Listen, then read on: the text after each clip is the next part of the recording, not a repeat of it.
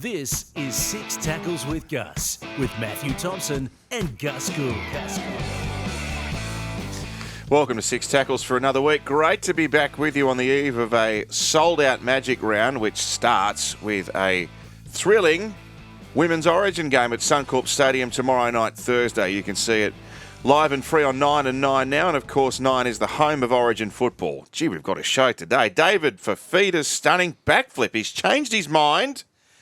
He's left the Roosters at the altar. I'll get Gus's thoughts on that. Harry Grant has a win at the judiciary.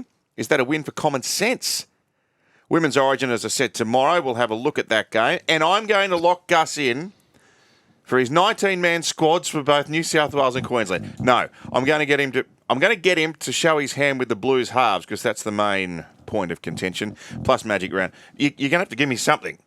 We named the team in 2 weeks. Hello, Matthew Thompson. Hi, how are you? Good. Beautiful weather at the moment. And news this morning, Magic round sold out. Isn't that good? Yeah, no, great. It's always been a great promotion.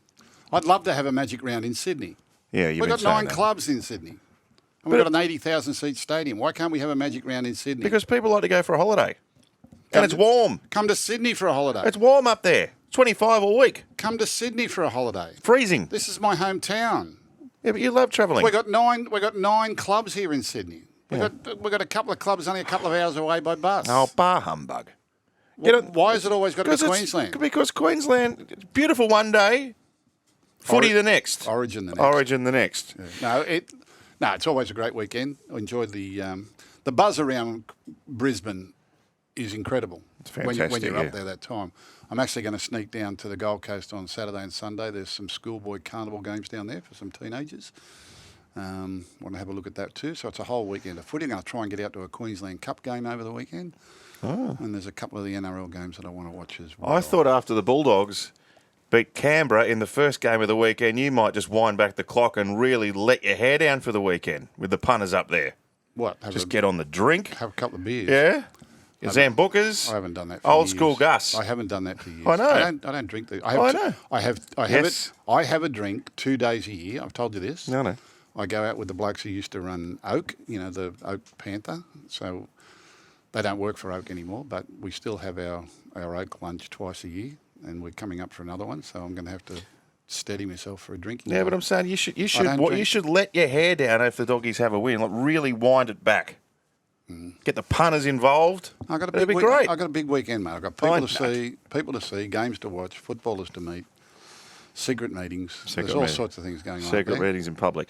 Now, Gus, I do need to address a very serious matter at the top of the podcast. Yep. It's been brought to my attention this week that I've actually been repeatedly defamed by you and James Bracey. I thought we were a team built on solidarity here at Nine's Wide World of Sports, but on 100% Footy, which is now live right around Australia and then repeated on 9 Now, I have become the butt of your smear campaign. What did I learn? I learned that some people don't learn their lessons and you have to keep reminding them. I'll let the vision do the talking. I'm getting excited already. Because we're 6 weeks away. Yeah, there's Someone's never going to get hurt. too early to talk Origin. You've been Someone's saying going this to for get years. hurt. Don't pick your team until the medal. They're going to fall off a horse or do something. That's stupid Matt Thompson on my podcast 3 weeks ago.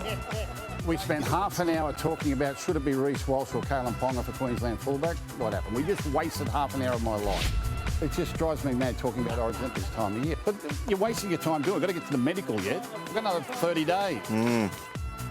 Stupid. Dangerous word, isn't it? Stop using that word, Yeah. don't I?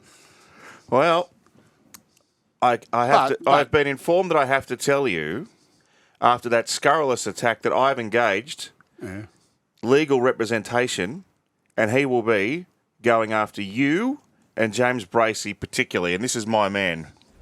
I was terrible at chemistry. My PI charged me for 3 hours, so I seriously doubt it took him more than one. But, with some sound advice and the proper introductions, who knows? I'll tell you one thing, you've got the right product. Anything that gets the DEA's panties in this big a bunch, you're onto something special. And I would like to be a small and silent part of it. So if you want to make more money and keep the money that you make, better call Saul. You'll be hearing from my man. Yeah, well, if he's your lawyer, I'm in good shape. I'm in good shape.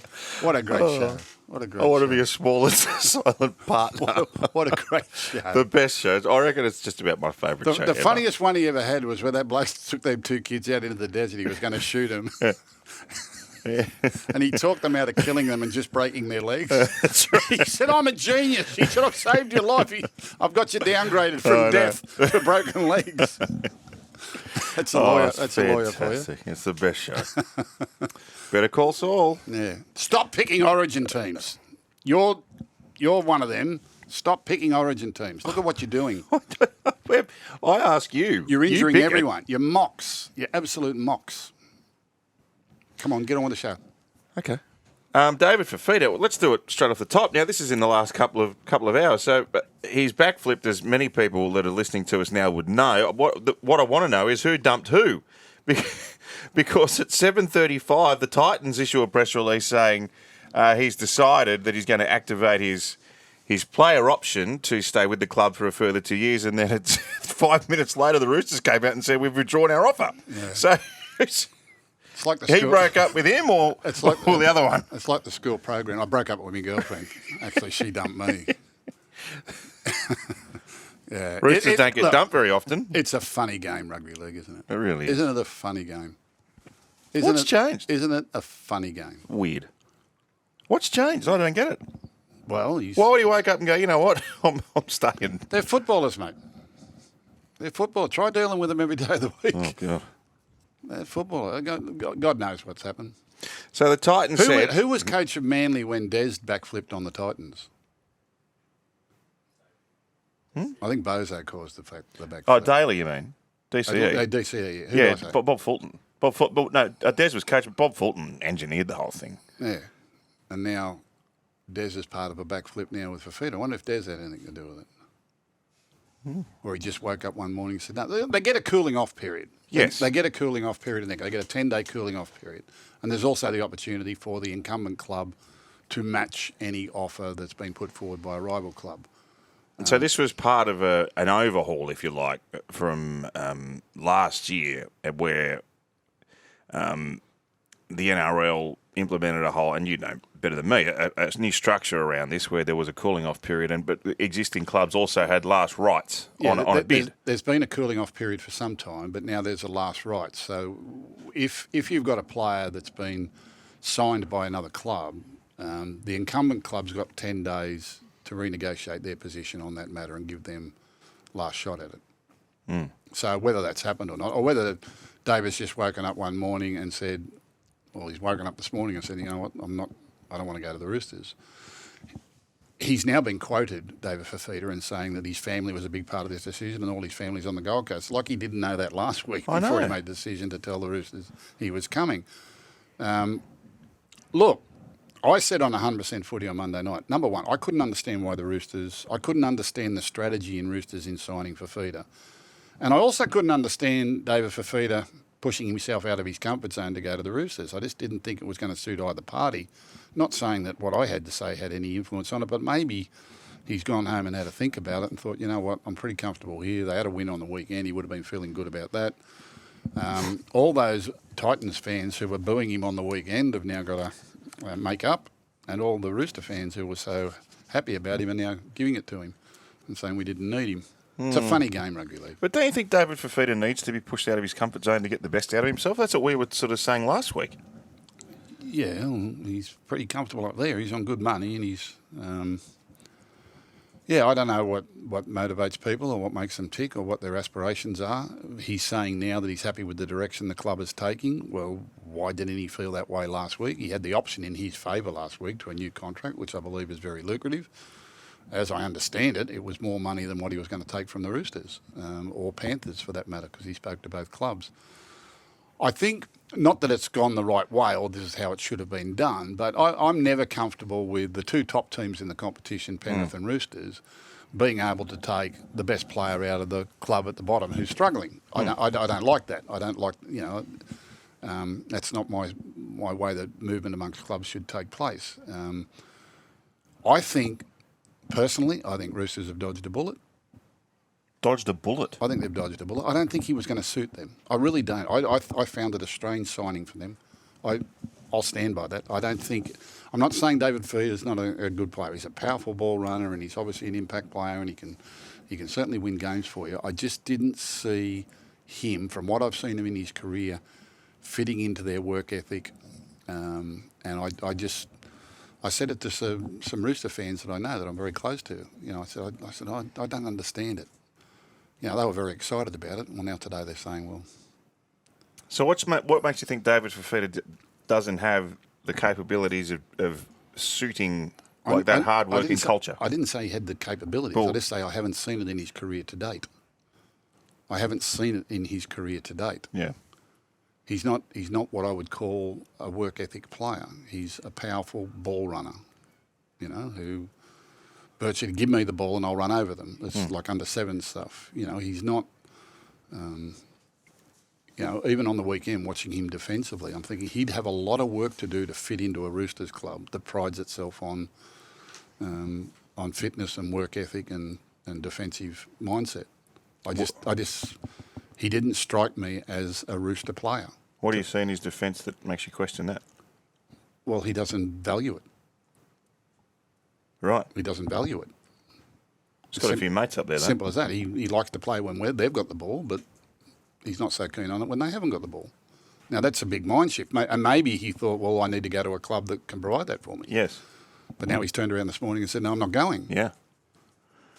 So he's taken the option, the bigger money. What shocked me is that Roosters have all those kids in their system. They've got very good players there.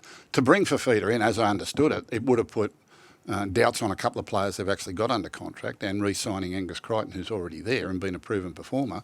And they've got some outstanding young talent coming through the grades there. Outstanding young talent.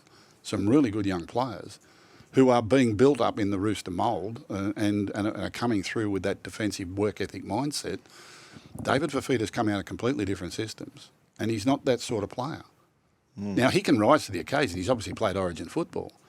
But on a weekly basis, from what I've seen of him, he likes it when his team's got the ball. He's not that keen on it when the opposition's got it. It's as simple as that. So I didn't see it as a good fit for the Roosters. When you say dodge a bullet, do you mean for the money they're spending? Yeah, I thought the return on investment. Yeah, absolutely. I thought when they paid all that money for him, again back on 100% footy back in the day, when Gold Coast paid all that money for him to get him out of Brisbane, I didn't see the value in it. I thought it was way overpriced, and it had a marked effect on the market. That if he was able to get that amount of money at that young an age and that bigger contract, you know, what were the really established representative class forwards worth? And if the forwards were worth that much, well, now what are the playmakers worth? You know, and everyone takes their lead off, you know, what contracts are advertised. And I've got nothing against David Fifita. David Fifita's a handful. I mean, if you're playing against David Fifita, he's in your game plan because, you know, he can hurt you. He can score tries from anywhere. He's very, very capable when he's got the ball in hand. He's a huge human being. He can run really quick. He makes people miss.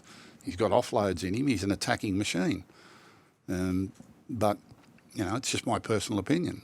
I don't think the Roosters should be too disappointed, to be honest. Okay.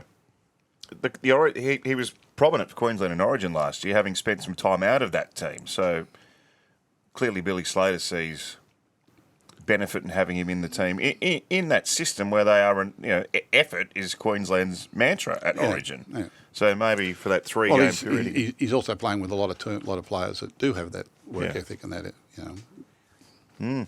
All right, there you go. It's just my opinion. This is your podcast. Well, I just personally, I don't know how the Roosters feel. Personally, I think they've dodged a bullet, and I think if a person does backflip, you've got to be thinking, well, he mightn't have been our man. Mightn't have been our man in the first place. Would you say the same about Penrith? Well, I don't know what happened at Penrith. He chose Roosters over Penrith at the time. Now, whether that was a lifestyle thing, living near the beach, whether he didn't want to live at Penrith, I don't know. I don't know what his decision was for choosing one over the other. It might have been money for all we know. Neither do I. Yeah, it's very odd. We don't know what it was. You know, maybe the pressure of going to a team that's won 3 premierships in a row. And if I go there, you know, how do I keep that role going? I'll be judged differently. I don't know. I don't know what the decision was or the thinking by choosing Roosters over Penrith. Could have been money, could have been lifestyle, could have been location, could have been a number of things. But in the end, he decided, I've got to leave the Gold Coast and I'm going to the Roosters. All right, decision made.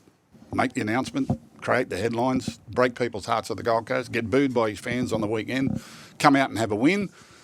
Wednesday morning, no, I'm going to stay. Bizarre. I'm going to stay. Yes. Very odd. It's a funny game. I wanted to ask you a little bit.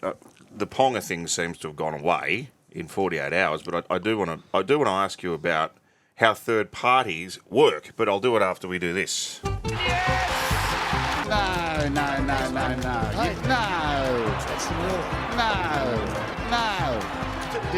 Dear. Without Tom Trbojevic, Manly are in danger of missing the 8. I said that at the start of the year. Right at the start of the year. It's going to be a battle for them. You know, they've got a good head start on the 8 now. They're well positioned, but this competition's funny. It'll be interesting to see how they shape up with him, and they've got a long way to go. And with Tom, I know they're saying 6 to 8 weeks, but given the recurrence of those hamstring injuries that he's had, I can only imagine they're going to be very cautious about his next re-entry back into the game. And then there are even those that have been saying prior to this hamstring injury, he really hasn't been stretching out. He hasn't been 100% himself. You know, 75, 80% Tom has been good enough to win games for them, but we haven't seen him at his scintillating best. People go back to 2021 when he broke all records. I think he produced 6 of the top 7 games in history statistically for his contribution to tries and points scored, etc. But he's had a number of serious injuries since that time. This is terrible for the game, and it's terrible for Manly. But you know, they're going to have to lift. The young boy, I think, that'll take his spot. Have they named Cooler at fullback? Yep. He's lightning. He's dangerous. He is lightning. He is lightning, but he's a chaser. He needs to be set up and support other players, you know, that are going to get offloads and passes and kicks, and he can do all that. He hasn't got Tom's creativity at the moment, nor Tom's influence on results. Tom's one of the great influences of the scoreboard in our competition. It's a huge loss to them, and I hope he gets back sooner. But they'd have to be very, very cautious about his re-entry back into the game so that it doesn't recur before the finals. Yeah, they've got a good head start on the finals, but you know we've seen this happen before when a key player goes out. I haven't heard much about Adam Doueihi until the talk kicked off in the last couple of days. My question to you is, he could be a valuable pickup. If he gets back to playing, he's got to play. He hasn't played much football in the last few years. He's had 3 knee reconstructions, I think, and this one was, this recovery has been particularly long because, and again, I'm not a surgeon, but as I understand it, when they reattached an ACL joint, depending where the ACL has been thing, they have to drill a hole in the bone in the knee to attach it and put it back in the new. We had several holes now, which now have to be filled in and bone grafted before they can do the next operation. I think that's how it went. That's why this one's particularly long time. But from all reports, he's training well. There were concerns about him last time, even though he came back to playing, that he wasn't exactly 100% and he looked vulnerable. And sure enough, he did his ACL again. So I'd imagine any contract he signs for any significant amount of money would have to come with clauses around recurrence of the injury. Yeah, right. That would only be sensible, and I think he would understand that. But so far as ascertaining his value at the moment, I don't know if it's true. I don't know if the Tigers have made him an offer. Someone was saying the other night they've made him an offer of $150,000 now, and he's still 6 weeks away from playing. Now, you might be saying that because, well, maybe he'll sign cheap because he wants the security of a contract when he hasn't got one for next year. If he comes back and gets injured and he hasn't got a contract, who's going to re-sign him then? So Adam's got to make up his mind whether or not he signs now with the security of some sort of income for next year, or he risks playing without a longer-term, employment strategy in place and gets injured again, which could, conceivably decrease his value to zero and even affect his future career. It's not good. He's obviously had a lot. He's a highly talented player. He's still only young. He's 25. Yeah. I thought he was older than that. I mean, he's got a long time ahead of him if he can regain fitness. Yeah.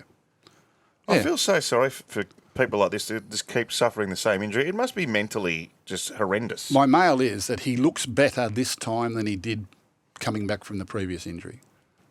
And even last time, coming back from the previous injury, there were people close to the situation said to me they didn't think he looked 100%. They didn't think he was as strong as he needed to be, which proved to be correct because he did his ACL again. And it was pretty simple, if you remember. I think he jumped for a line dropout or something, caught a high ball. Yeah, he was just... And he just landed. It was one of those ones where he just hurt himself. There was no one near him. Yeah, he was no one near him. Yeah, so... let's hope it all works out. I really do. He's a talented player. He can play a number of positions. He's very versatile. He can play centre, wing, fullback, 5'8", probably halfback at a pinch. At his best, he's quality. Oh, yeah, absolutely. Absolutely. There's no doubting his ability. But 3 ACLs, it's a risk, isn't it? But, in 2 years' time, we mightn't be talking about this. If he can get through a couple of off seasons and get some football under his belt and play another 50 or 60 games, then, as I said to you the other day, the career of playmakers these days is between 25 and 35. Well, he's only just turning 25 now, so he's still, if he can recover from this and stay on the field, he's still got potentially an 8 or 10 year career in front of him in the NRL. If he can stand up, the question is, will he stand up? Do clubs sign?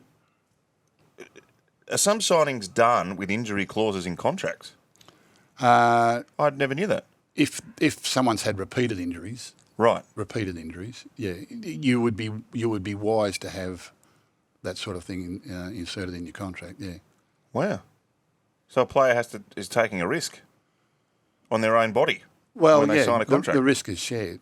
I think from memory, when Max King came to us a couple of years ago at Bulldogs, Max had been out for some time with an injury and they couldn't get it right. He was contracted to the Melbourne Storm and then they released him because he just couldn't get the injury right. And he went away and trained privately up in Newcastle, up near where his mum and dad live. And he wanted to get to the point where he wanted to try again.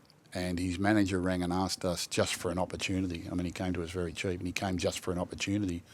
And it was kind of at the back end of COVID, so we had to sneak him in and out of Belmore to get the treatment for him during the COVID period. What's that? That's all right. Can't you? No. Why not? Well, you don't want to give yourself up. Don't I? Although they're not fining people anymore, are they? That's all right, go for it. 3 years ago. Yeah. Yeah, it doesn't matter. What? We had to get him the right medical anyway. Anyway, I'm too honest. So anyway, we got him going. But I think in that there wasn't so much a clause in his contract, but his manager said if it doesn't work out, it's all good. We'll just walk away. But thankfully, it's worked out. It's going good, Max King. Going terrific. Big thing. Yeah. I love Max King. Lovely bloke, lovely family. Been married. Lovely kid. How old is he? Lovely kid. Oh, Max will be 25, 26 now, I suppose. Big lump of him, lad. He's good, mate. He did a great job for us last year. He played last year with a cracked sternum. We had a lot of injury problems last year, and a lot of our front rowers were out injured. And Max had to wear the burden of that all year. He was playing 60, 70 minutes every week. He had a cracked sternum. He couldn't train. He couldn't lift weights. He normally goes around at between 113, 114 kilos. He got down to 104. He was feeling weak. But he just kept turning out every week. And people are saying, oh, geez, Max is not going. We know the true story inside. I just sent him a text every week and said, mate, can't thank you enough. You're going great. Because we were in a hole. This off-season, he's trained without the pain, without the injury. He's got his weight back up to 113, 114 kilos. He goes out and plays every week. He just tackles. He runs the ball. He's a great club man. We've re-signed him for the next 3 years.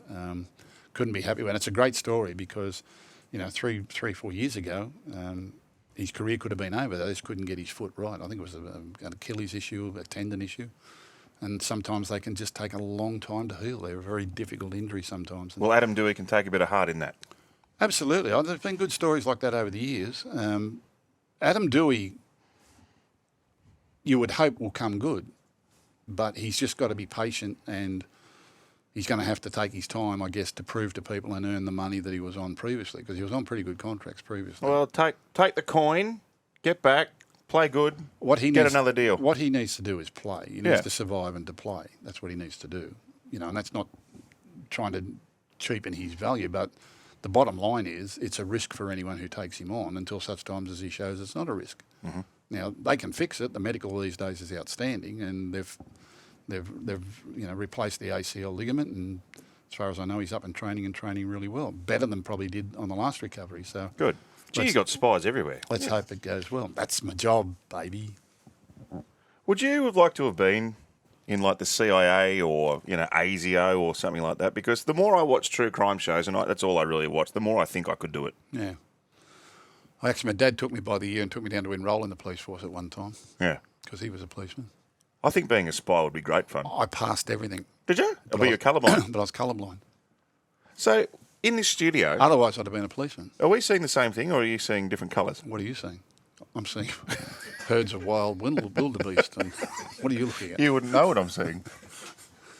What colour's the screen? What do you expect to see out of a Torquay window? That's green. Oh, it's predominantly blue. Right. I can tell colours, Right. but I can't tell light colours if you put them together. Like I'll get Oh, right. pinks and greys and reds and greens and blues and purples and yellows and light greens. So light colours, I can't do this. So the colourblind test, when I went down for the police force many years ago, and these days I believe they don't have to pass one. I would have been a policeman if I went and did the test. Seems now. like a stupid, trivial thing. No, it's not. What if you've got to go to court and attest that he was driving a red car and and it was actually green? It's not. But you just said, no, like you, yeah, okay. Anyway, so what the colourblind test was, they had those psychedelic pages, and somewhere in the psychedelic page there's a number. Yeah. So she opened the book to page 1. I'll never forget this. The woman opened to page 1, and she said, "What's the number on the page?" And I said, "Page 1." And I'm looking for number 1 on the page. She said, "No, can't you see a number?" So there's no number there. She said, "No, in the psychedelic circle." She said, "What?" She said, "There's a number there." I said, "Well, I can't see it." So she turned the other one. She said, "What's?" I said, "I don't know." So, Did you know you were colourblind? when I was at school, I used to, drawing pictures as a kid. I used to draw the grass red or the sky purple. this kid's off his head. could explain a lot of things. There could be a lot of reasons for that. So then there was a test where she had these coloured discs, Oh, yeah. right, and it went from lightest to darkest. And all I had to do was put them in sequence of lightest to darkest. And I looked at them, and she said, "Well, just get the darkest one." And it was sort of like light pinks into greys, and I'm looking at it, and she said, "Can't you see the darkest one?" I said, "No." And she said, "Here, this one." She's giving you the answer. She said, "There's the darkest one." She said, "Can you tell me the lightest one?" I said, "No." She said, "There's the lightest one. Just fill in the 3 in between," which I mean, I'm a chance of just fluking it. Yeah. And I said, "Look, I don't know." She said, "It's not the end of the world. You're just not meant to be a policeman." So I didn't pass the test. How different would the rugby league landscape be if you're in the cops? How different Detective would my life? Gould. How different would my life be? Wow. Yeah. But you didn't answer my question. Do you think you could have been a spy? Like, the person that looks after Jason Bourne, like the boss? He's got the spies all over the world. I love the Bourne movies. Oh, they're good. There are some movies that when you're flicking through and you see it, I've got to stop and watch it. I'm watching one on Apple TV. Am I allowed to say that? It's called Sugar. It's a spy show. You should watch that. I've watched it. Have you? Mm-hmm. It's good, eh? Mm-hmm. See, the woman that looks after that little spy network, who I think might turn on them. Yeah. I haven't quite got to that point. I could be her. Yeah. Yep. There's some great real life documentaries around all of this. Is there? Just brilliant. Oh, you need to send them to me. I want to watch them. Some great real life documentaries around the world. There's some incredible stuff going on around the world, and the internet and all sorts of. Anyway, where are we up to? I don't know. I defy any one of our viewers / listeners to tell me that Jason Bourne is not the best of all of them. He's the best. He'd beat them all. Phenomenal. He'd beat them all. Tiger Woods will make the cut at the USPGA this week. Oh, you think he will? I think he'll make the cut. Yeah. He's no chance of winning. No. I think those days are gone. I really do. I think not because he can't hit the ball anymore, but he can't physically get through the 4 days, particularly around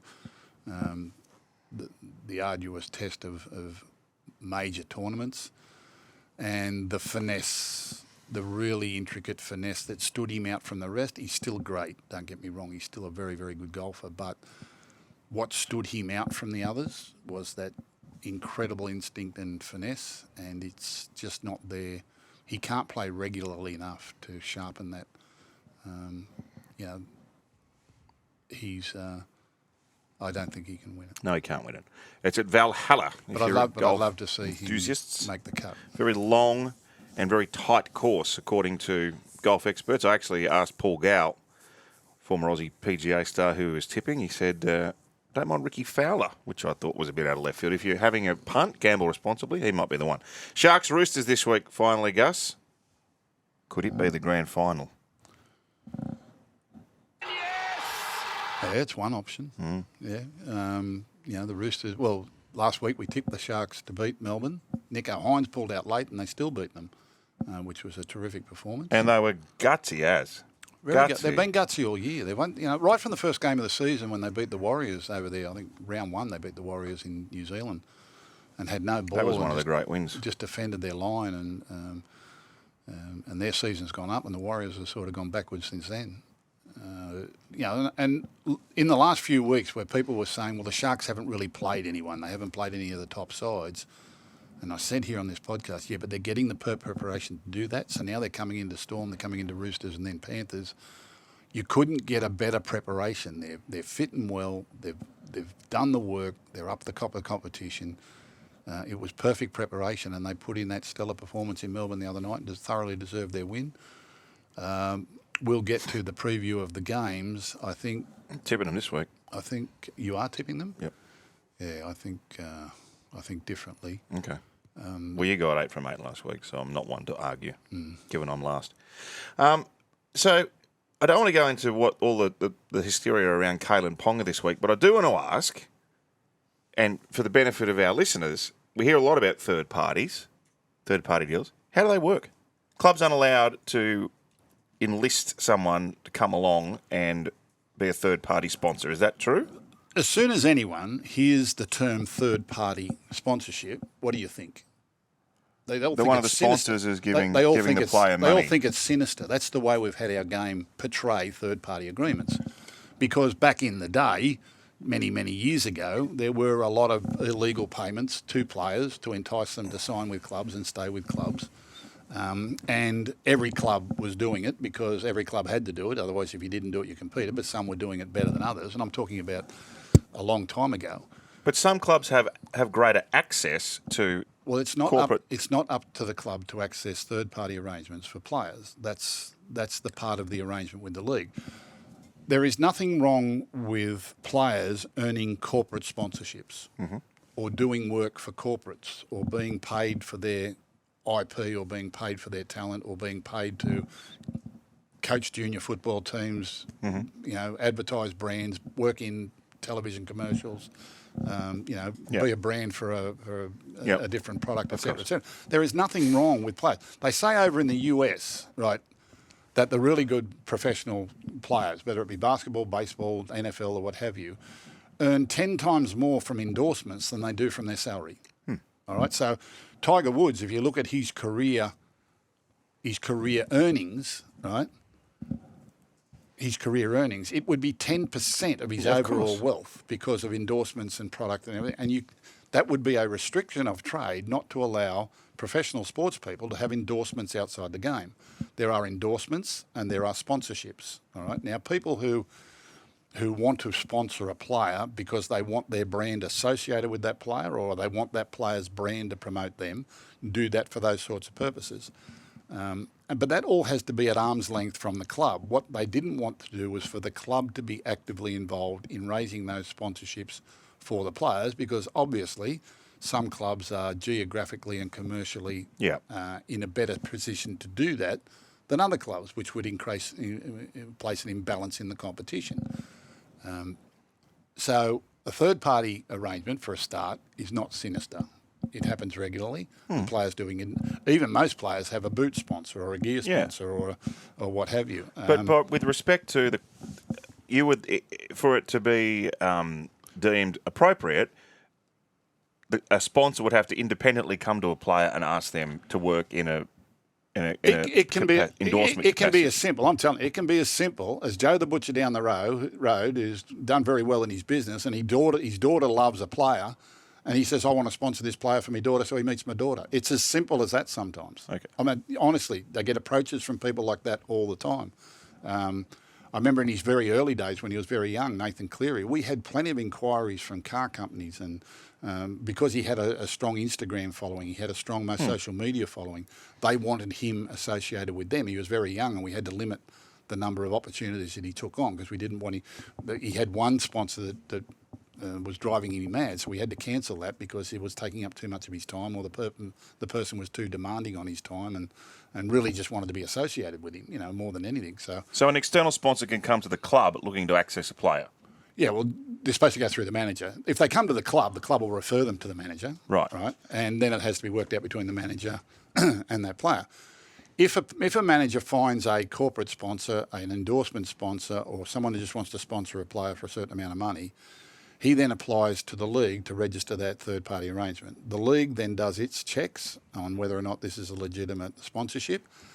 Once they've decided they've done their checks and they're happy with it, they then refer it to the club and they say, Matt Thompson, we've just had an inquiry for this person to sponsor him for $20,000. He runs a auto shop, or he runs a Smash Repairs, or he's doing this.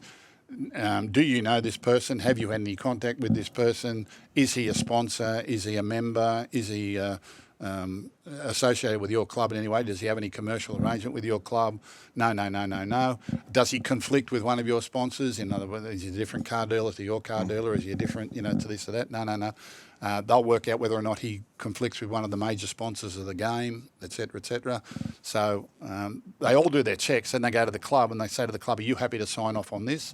Are you happy to say that you've had no part in this? Yes. And they go off and do their sponsorship. And it's really between the player and the sponsor. It's got nothing to do with the club. All right, so let me. Sorry. There aren't as many of those as people might suspect. I mean, it's really the elite players that get them. It's as simple as that. Sure.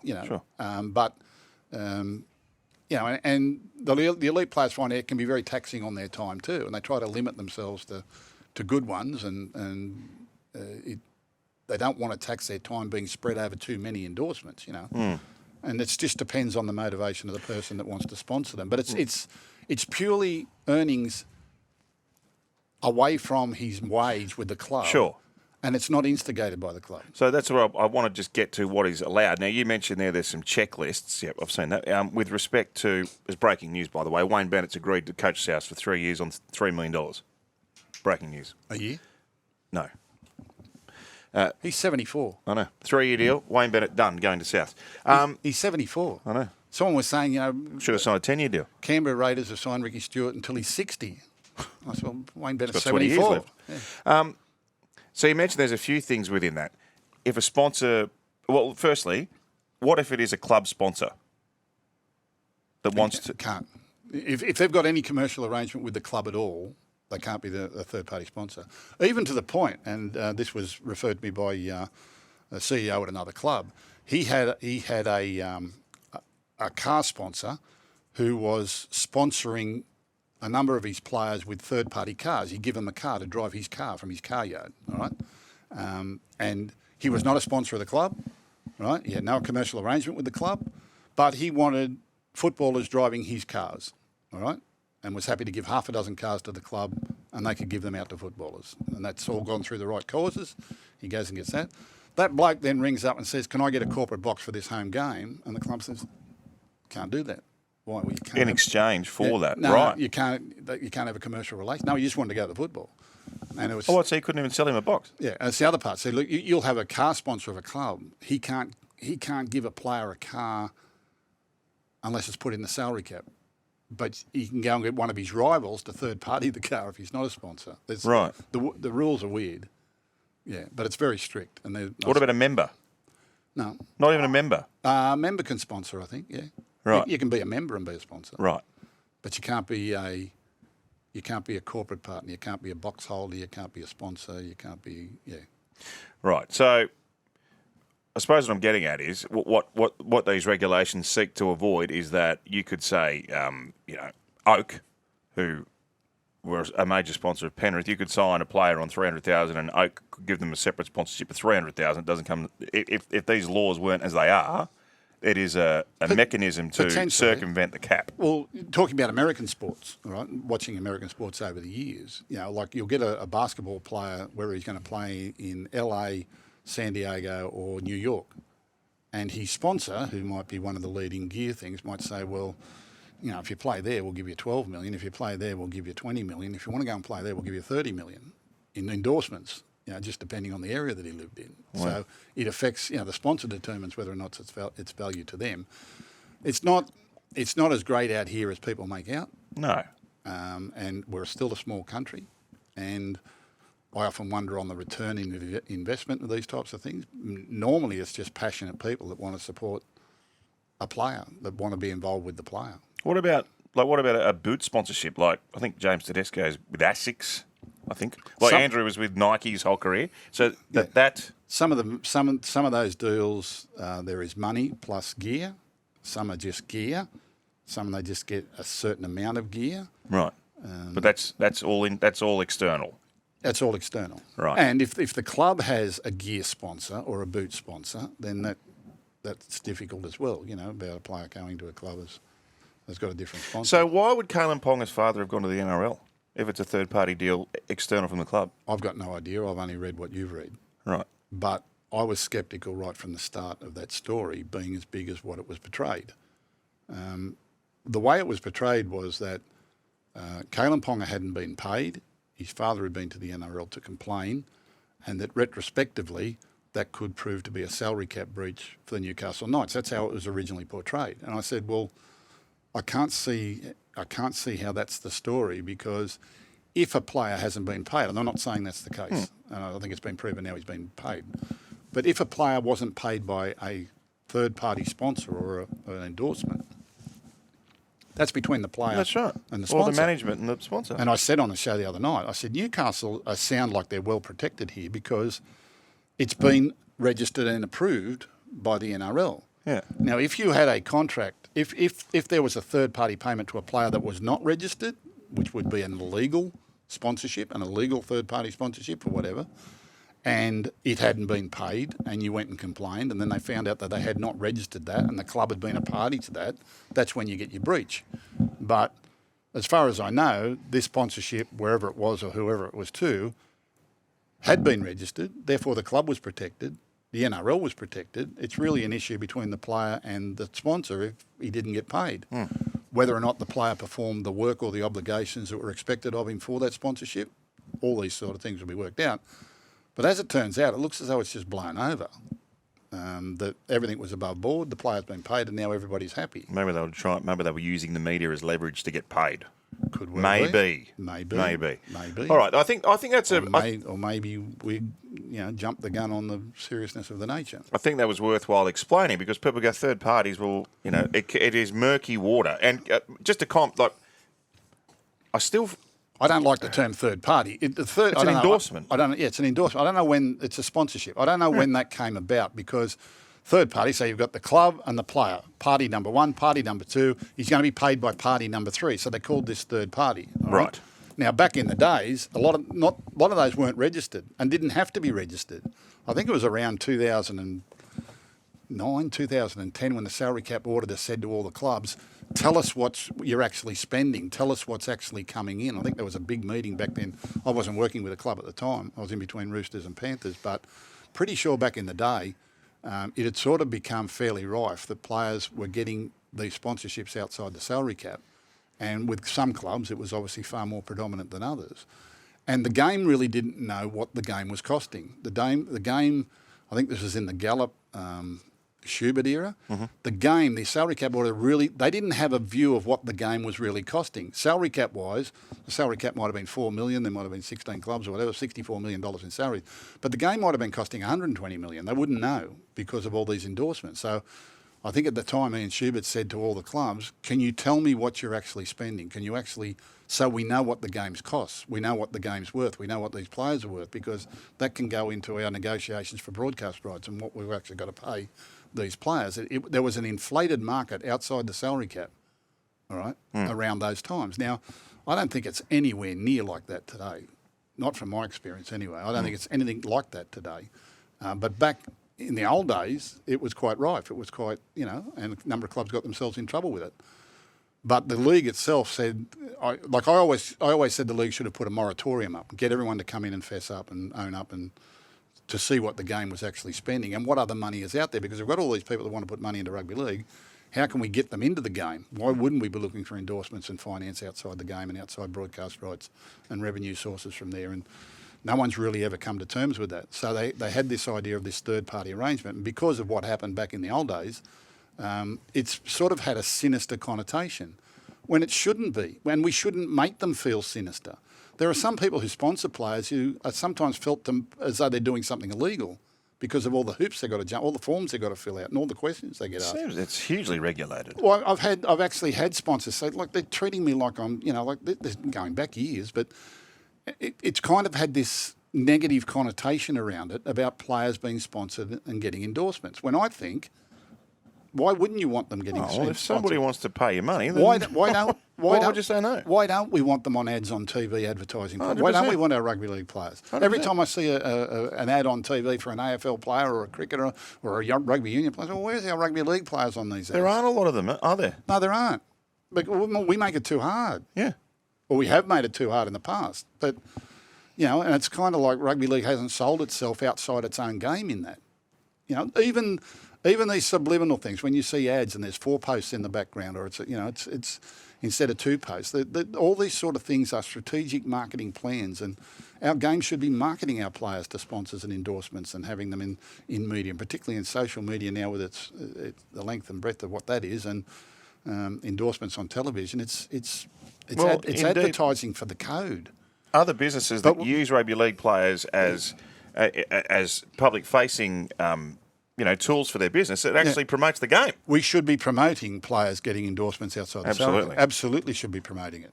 Absolutely. But the problem is it has a negative connotation and people are sceptical about the legality of it all, and they start to question it. And then the people that do it are reluctant to do it because they don't want to be seen as doing something wrong. For sure. I don't want my business to be embroiled in some sort of salary cap drama when I'm just trying to do the right thing. And honestly, some of their reasons for just wanting to sponsor is that my kids love the Raiders or my kids love the Panthers or whatever. That's their reason for doing it. But they want to put money and they want to have a relationship here with it. What's to stop that? Why is that seen as sinister? I'd love to see Gus's Spy Services sponsoring players out there. Gus's Spy Services. Yeah. Hey, quickly, Harry Grant. Now he took one for the team last night and got off. So he was fined $1,000. If he lost, he got found. If he lost, he was going to go up to 1,500. But he said, "You know what? I need to go and fight this because if I don't, for the rest of the year, this is going to be. You're going to get cited for a glancing blow on a kicker. He didn't even. He had his back turned. He was looking at where the ball was going. The boot grazes him, and he gets 10 in the bin. It was farcical. Yeah. Now, not related to this interest, but it's all in the same thing. When we make a rule, when we change a rule, and sometimes we change our rules for very bizarre reasons, or we change rules too quickly, or we introduce a rule quickly. That rule might have all good intention. The people making the rule might have a good idea and think, there's been a campaign by media or social media or fans or what have you, and I think, I'll go with the masses here and I'll change this rule. The 7-tackle rule for kicking the ball dead, for example. So we'll change this rule, or the stripping rule, or whatever it is. But it then has to be implemented by the officials. All right, it then has to be implemented on the day by officials. All right, either on the field or off the field has to be implemented. The issue is that the implementation doesn't always match what the intention of the rule was supposed to be. And it was borne out to me many, many, many years ago by John Quayle, who was leading the game. He said, if you ever have influence over the game, if you ever have a voice in the game, let me guarantee you one thing, do not let referees control the rule book. They are different. They think about the game differently. They don't think about the game like fans and like players, and that's not a bad thing, all right? But sometimes the rule is just implemented to the nth degree, the absolute nth degree, and that was not the intention of the rule maker or the people who put the rule there. And a lot of this comes because there is this campaign amongst people who really don't understand the ramifications of it. Oh, we need a black and white interpretation. Yeah. We need a black and white interpretation on high tackle, a black and white interpretation on obstruction, a black and white interpretation on stripping. When our game is far from black and white. The only black and white things we have in our game are, did the ball go through the post or did the ball touch the line? They are the only black and white things That's in not our even game. black and white anymore. No. So everything else is subjective and should be case by case. The problem is that the officials in this feeling that we need to be consistent.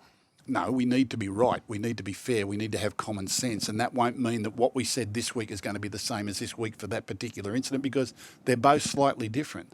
This black and white interpretation around obstruction, around stripping, around high tackles and challenging kickers and, being tackled off the ball and tackle a player when not in possession of the ball, all these subjective things around the game.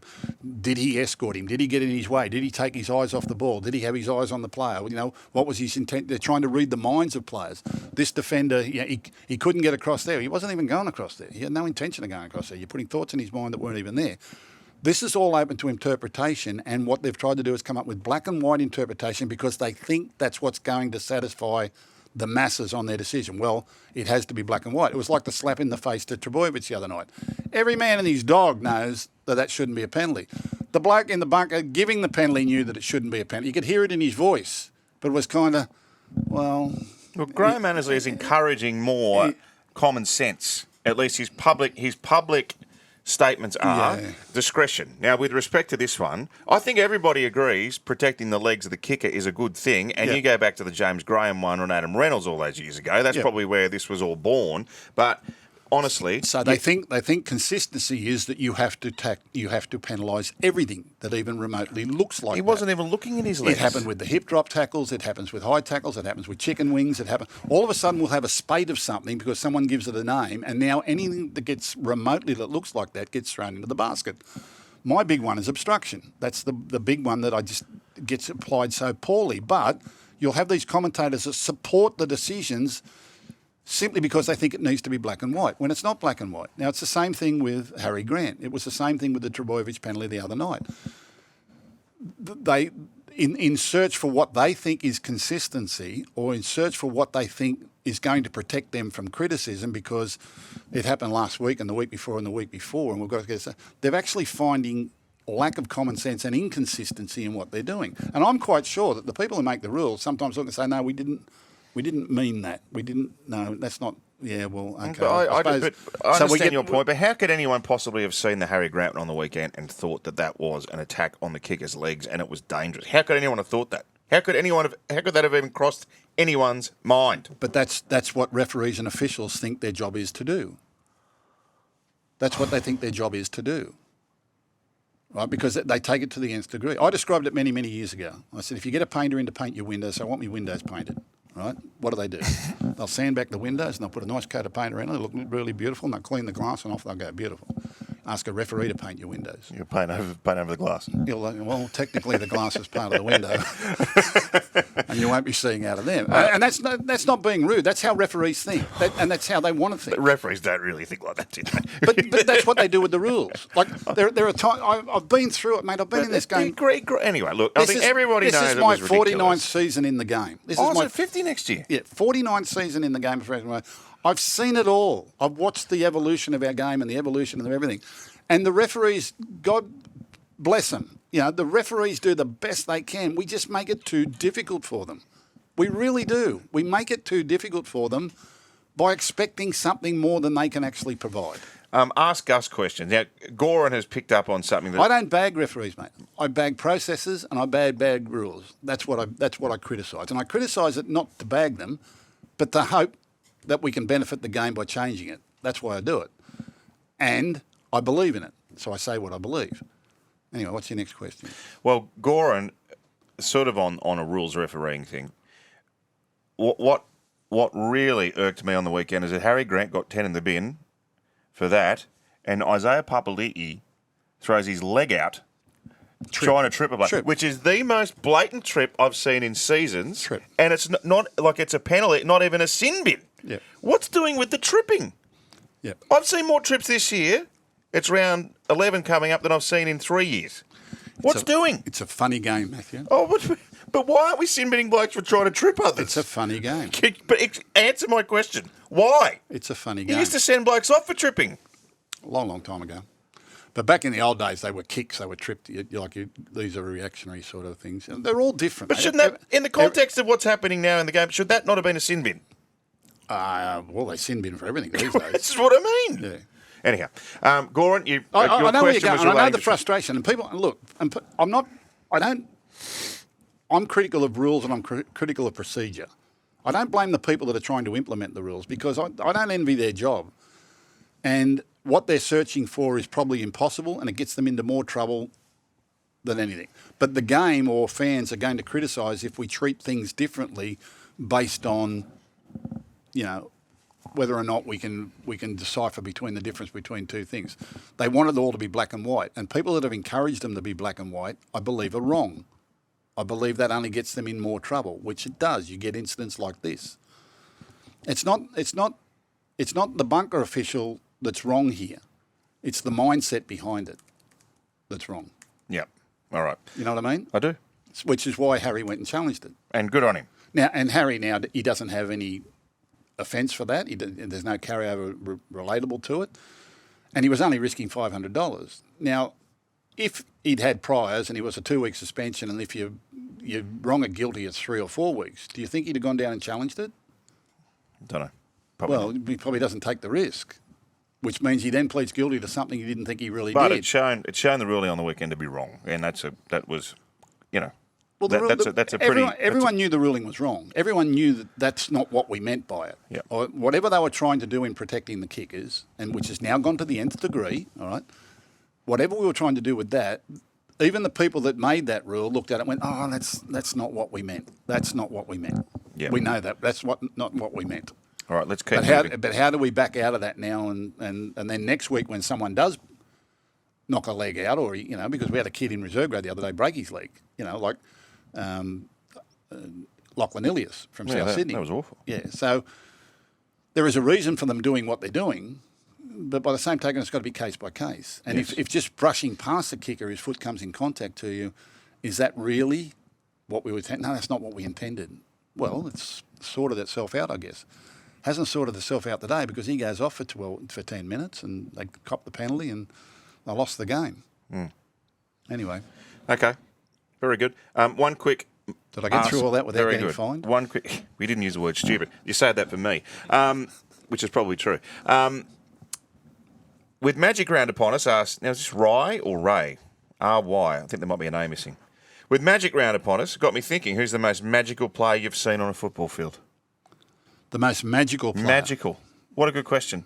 That's open to interpretation. Magical, isn't it? Yep. Captivating, spellbinding, all of that sort of stuff. Yep. Ray, or Rye, says for him it's Benji. Yeah, he's certainly up there. Go back in here, Johnny Raper was a magical player back when I first started following the game. Arthur Beetson, I thought, was a magical player. Wonderful playmaker. There have been some really good ones over the years. Cliffy Lyons was a magical player. One of my all-time favourite playmakers. Benji was a huge favourite of mine. Magical, define magic. Something you just can't believe. Jonathan Thurston. It takes your breath away. And there are moments that do it, but players that do it consistently, David Peachy was a magical player. Andrew Walker was a magical player. Andrew Johns. Andrew Johns was, magical. And there have been a lot of players that come up Darren Lockyer. A lot of players come up with magic moments, and our game can be magic moment. Anyone can come up with a magic moment that you'll remember, but to be repeatedly magical, to be repeatedly brilliant, and stun people, and they're your champion players. I remember we were at an Origin training session down at Coogee Oval one day, and Andrew Johns was our halfback, and we were training there at Coogee, and we were just going through sets of 6, and then get the 5th tackle, and he'd kick this banana kick across, and Tamana Tahu would race through and catch it with one hand and put it down in the corner, and this banana kick would spin out and go sideways and end up in his hands across there. Anyway, the session was over, and rugby league journalist at the time by the name of Roy Masters come over to me, and I knew Roy a long time, and we're talking about the footy. He said, that banana kick from Andrew Johns, that banana kick, he just kicks out there like that off the side of his foot. He said, yeah. He said, it's a fluke, isn't it? I said, yeah, 100%. He said, it is, isn't it? It's a fluke. I said, yeah. I said, he just fluked it 20 out of 20 times. I said, Old Roy Masters, eh? it's no fluke. I know. Too good. Heaps of other questions there. We'll hold some over for next week, some great ones, because we've had heaps to talk about today. 72 days until the opening ceremony of the Paris Olympic Games, Gus. My Olympic six-tackle trivia question for you today is, who was the heavyweight boxing gold medalist at the 1960 Olympic Games? You'll get this, a break, and back with more. The 1960 Olympics, Gus, in Rome. Yep. Who was the heavyweight boxing gold medalist? My first thought is Cassius Clay. That is correct. Well done. Not Muhammad Ali, Cassius Clay. Yeah. One of the great sports people ever.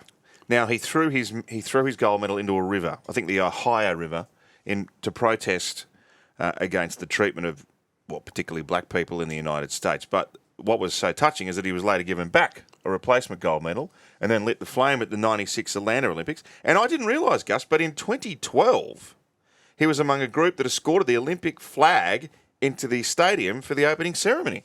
So, Olympic gold medalist, protested, and then lit the cauldron at Atlanta, and then was later involved and, of course, passed away at 74 after a long and debilitating battle with Parkinson's disease back in 2016. Yep, great man. Did you ever see him fight? I mean, you would have been at his pomp. Yeah, absolutely. Yeah? Yeah, saw him a number of times. Ferocious? And it wasn't like today where all these things were live broadcasts on TV. You'd see replays of it later. I can remember being at school when he fought Joe Frazier, when he came back from his incarceration. He fought Joe Frazier, and Joe Frazier beat him on points. But Was that the Thriller in Manila? no, that was George Foreman. Right. Have you seen When We Were Kings? I don't think I have, no. You need to go and watch that. That's brilliant. It's a story of his fight, but it tells you more about Muhammad Ali as a person than the actual fight itself. But what he took on and that everything, and he used his success as a fighter to raise awareness for the plight of his people. Yeah. And he was very. He's one of the great world achievers, Cassius Clay, Muhammad Ali, and one of the greatest athletes of all time. And a wonderful fighter. But I remember this day distinctly, he'd come back from incarceration because he was conscripted to go to the Vietnam War and he refused to go. That's right. And they jailed him. So he came back for this fight against Joe Frazier, and I was sitting in class at high school, and I had those little red transistor radios with an earphone that ran from my pocket down my arm, and I had an earpiece in my ear. Yeah. And I'm sitting there in maths class with the fight going on in my ear. Oh, wow. Watching the teacher at the school board. And I had a jumper on. It was like, 100 degrees. And people looking, why have you got a jumper on? Well, I got to hide the lead to me. Wow. Yeah, I listened to the fight on the radio. Wasn't that a golden era of boxing? Whew. Yeah. Well, as kids, you don't know, you're impressionable. You're impressionable at those times. But the fight in Manila against George Foreman, there's a great documentary I was showing it called When We Were Kings, I think it's called. And what was the Rumble in the Jungle? Was that Frazier again? Yeah, it was Frazier. Yeah. The Thriller in Manila, I think, was George Foreman. I think, yeah. It's just great. What a great Thriller in Manila, Rumble in the Jungle. Too good. That's so boxing. Yeah. All right, Women's Origin tomorrow night. How good? The first game in and now 3-game series. I'm just going to run through the teams. For Queensland, Upton, fullback, probably the best women's player in the world. Julia Robinson, Emily Bass on the wings. Shanae Shazolka, Ivania Palite in the centres. Taryn Aiken, Zahara Tamara the halves. Shannon Mato, Destiny Brill, Jess Elliston. Tasman Rapana, formerly Tasman Gray. Romy Teitzel and Ali Brigginshaw's at lock. Then Manzelman, Joseph, Hollyman and Brown on the bench. For New South Wales, Tonegato's fullback. Chapman, Penatani on the wings. Surgis and Kelly, the skipper in the centres. Baxter, Pearson. Then our own Millie Elliott, Olivia Higgins, Caitlin Johnson, Kezi Apps, Yasmin Clydesdale, Keely Davis. Fuimano, Kernick, Kemp, Tonga Turkey. Two very, very strong teams. They're good sides. Aren't they? They're good sides. We've seen a lot of these girls come through the system over a period of time and just get better and better every year. This is the first 3-game Origin series in the women's games history. All the girls are extremely excited about it. And I can only imagine what Thursday night's going to bring. I just feel so privileged to be a part of Channel 9's calling this game. I'll be doing it with Alana Great. On Thursday night and can't wait to get there and do it. I like the look of the blue side. It's a good side. I like the look of both of them, actually. Yeah, they're both very, very good sides. They got so much danger, though, Queensland. Upton at fullback, Aitken and Zahara Tamara in the halves, and Brigginshaw lock. Like, there's 4 different attacking focal points. Yep. All right. I'm not going to ask you to tip anyone because you'll be tipping New South Wales. Before we move on to our preview, I'm not going to jinx anyone here, but all of the talk, and Mitchell Moses isn't even playing this week. Everyone's saying he's a lock to play halfback for New South Wales. Well, how? He's not... He hasn't come back yet. The anticipation is that he'll play the following week. Yeah. He will play. Talking about, again, this on 100% footy on Monday night, there were times throughout my Origin coaching where we had to make a decision on whether a player who's been out injured, we should bring him into Origin without games under his belt.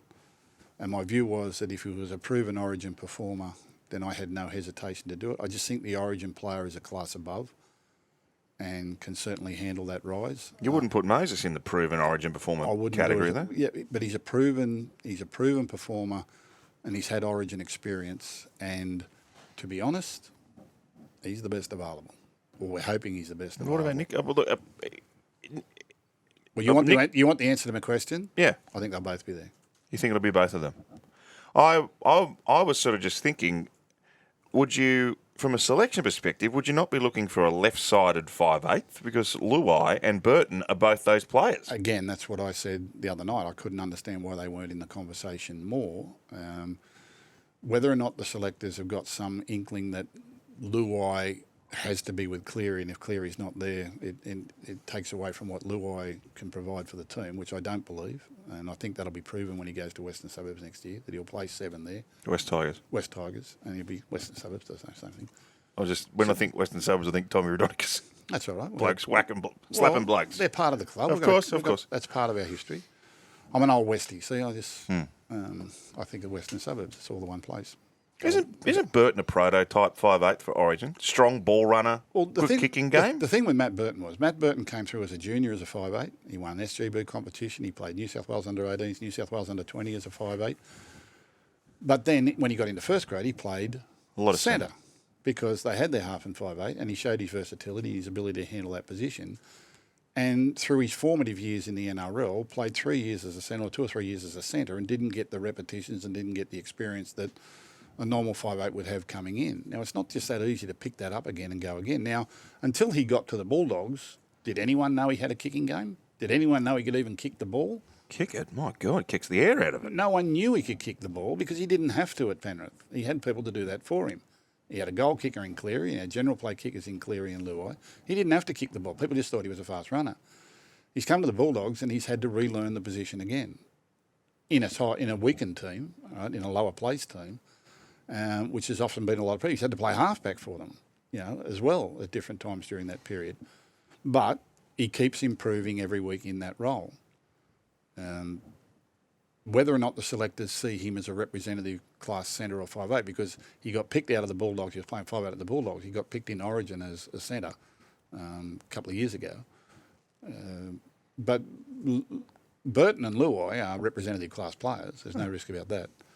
I just get a feeling that given that the Sharks are leading the comp and Nico Hines is the real reason, and given that Mitchell Moses has been seen as the replacement for Cleary if Cleary's not available, I just get a feeling, and given that we've got a new coach and we've got a new system of selection, and I keep saying to you, there's going to be some shocks, all right?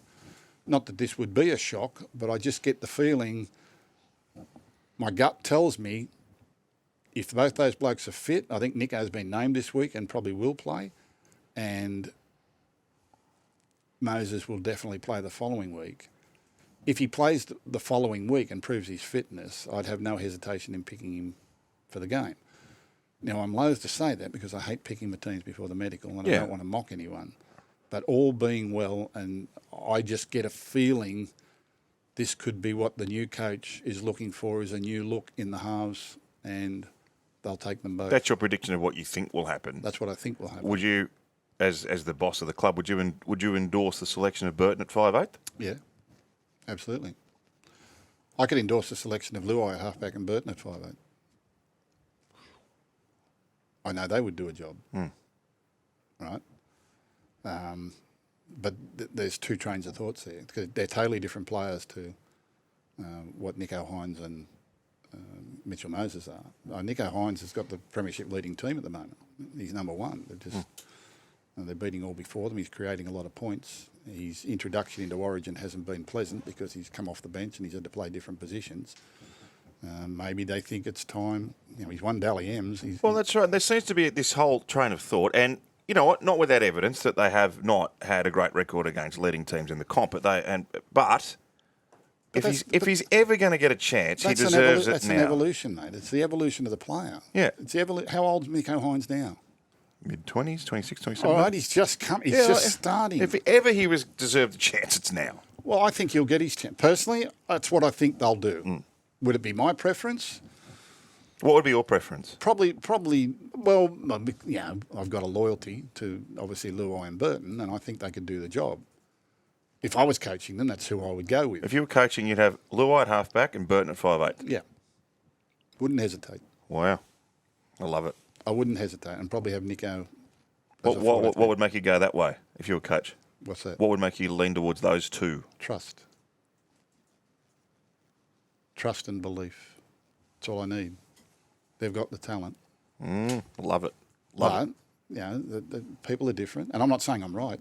That's what I said. That's how if I were coaching them in my way and the way I coach and the way I do Origin, I'd be quite comfortable with that pair.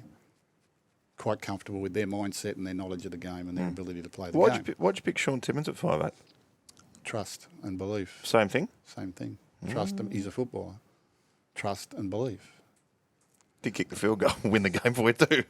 I used to call people Origin players. There was just something I saw about them, something I saw in them. Yeah. And that's a long time ago. Things are different these days. I'm a dinosaur. Feels like yesterday, Gussie. I'm like a dinosaur. Feels like yesterday. I've got no idea. As everyone's sweet to play Canberra at 6 o'clock on Friday. But sold out Magic Round. If you want a ticket, you'll have to go back to the days of scalping out the front of Suncorp Stadium. Right next to Alfie's statue. Yeah. Full house would be great all weekend. Everyone sweet? You a bit knocked around or what's the story? Yeah, she had a tough game against the Panthers last week, wasn't it? Gee, they played so well. Yeah. They really played well. And a bit of luck, they could have won. They're competing, mate. They're competing, and it's a massive improvement on last year. And as I said, the journey's only just beginning. We're still a long way from where we're going to be, but couldn't be prouder of the players and the coach and everyone else in the club. They're doing a great job. They've got a tough one this weekend too. Raiders coming off a win and a bye, so they'll be nice and fresh. Be difficult task. What's the next game? Seagulls versus Broncos. Okay. No Turbo, obviously. So, as we've already mentioned, Kohler goes to fullback. Yep. Tommy Talau goes to the centres. Raymond Tuimalo-Vanga goes onto the wing for just his second NRL game of the season. Olu Kawatu returns for suspension. That's timely. Talking about Origin. And Gordon Chan-Kum Tong has been named as the backup hooker despite suffering a head knock late in the game against the Dolphins. So they're starting with Lawton at 9 and Gordon on the bench because Croker remains sidelined. And Blake Moser gets a run on the bench for the Broncos. They get Jock Mudden back. Yeah, Friday night football, capacity crowd, Bronco the home team. Or not, they're the away team for this, can you believe it? So it's actually Manly's home game, but Bronco are the away team, and they're playing at Suncorp Stadium in front of a packed house. I will go Queensland there, Bronco to beat Manly. Bronco to beat Manly. Okay. 3 o'clock Saturday. What about Desi? He's running out of players. No Brimson. No foreign, so the halves are Chris Randall and Sam Verrills.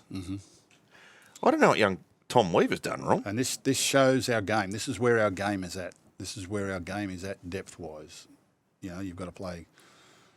For me, in the NFL, if they lose a couple of quarterbacks, they've got 6 on their roster. Our clubs do not have half a dozen halfback options on their roster. That's the most important person on the field. Some clubs haven't even got a number 1 halfback.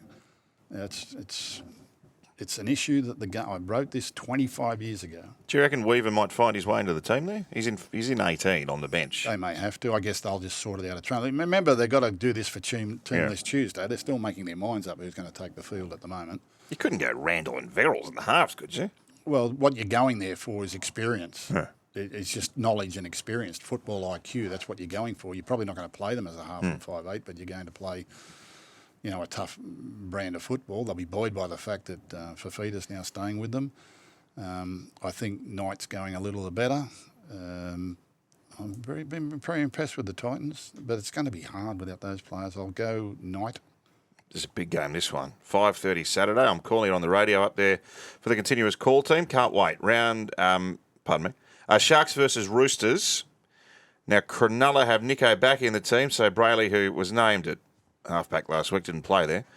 Goes back to hooker, McInnes to lock. Now, Braden Trindle's on an extended bench, but it would be hard for him to find his way back, given Daniel Atkinson was man of the match. Roosters. Manu out. So Junior Ponga is into the centres. Brandon Smith's back after missing with a calf, so Watson to the bench. So no Manu. Ooh. That's a big out, isn't it? Yeah.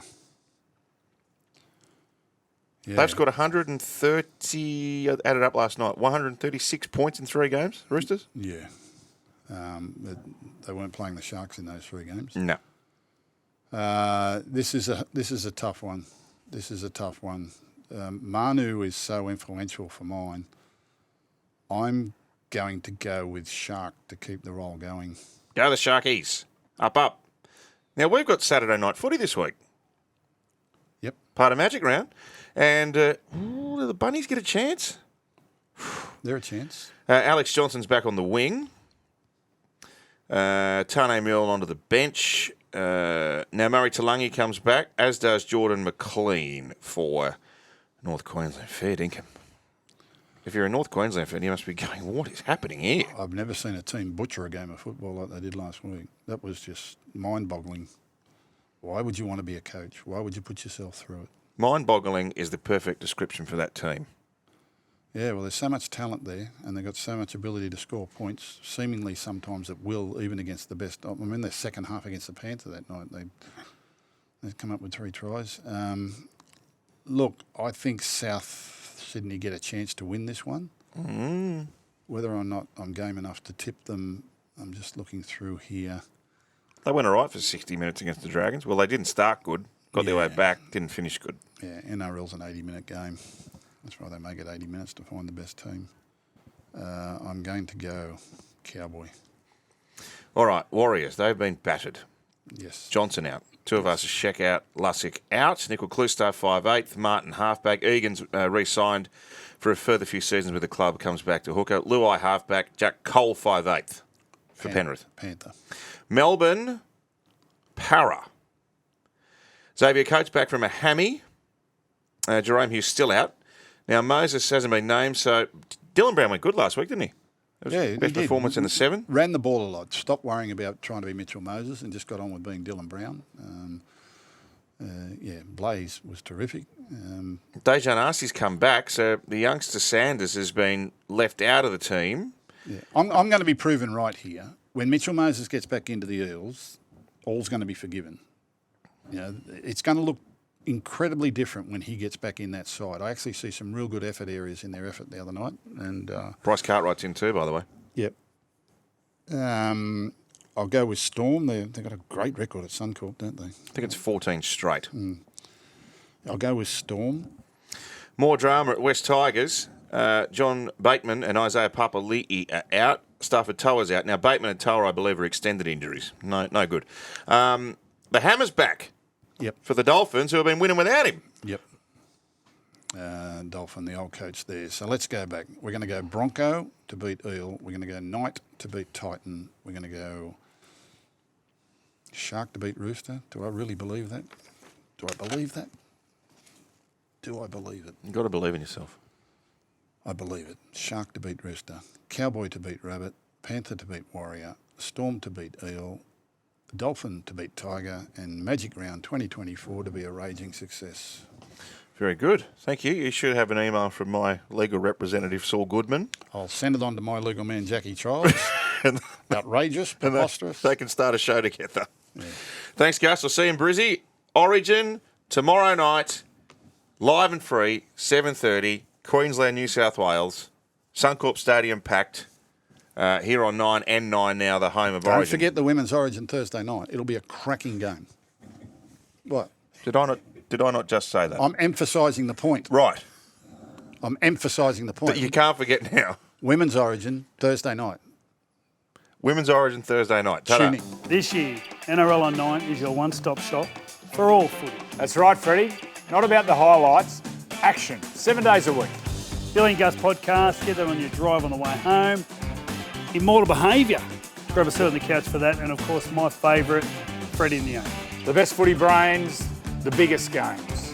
Don't trust the algorithm. Subscribe to NRL on 9 and get all your entertainment there.